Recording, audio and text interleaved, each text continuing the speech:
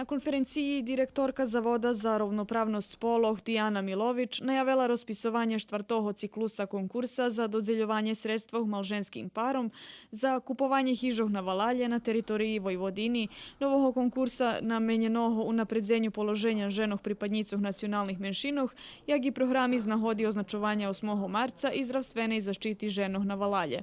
Zaplanovani okrugli stoli u Verbaše, Kocure, Ravnim selu i Bačkim Dobrim polju.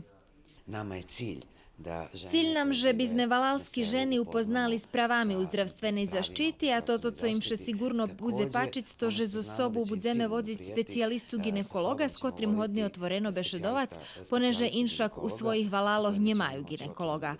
Podumali sme, že by bilo dobre, keď by mi pošli do njih, že by njemu šeli neprerivno rozdumovať, gde pojsť do doktora.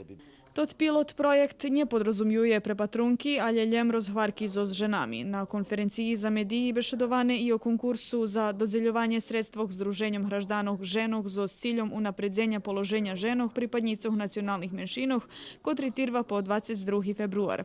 Vyznačene že veljivi hledovanja ukazuju, že položenje ženog pripadnicov nacionalnih menšinov već se nisto nevýhodne, ta preto johu unapredzenje prez rozvojni projekti muši bud zadatok institucijoh.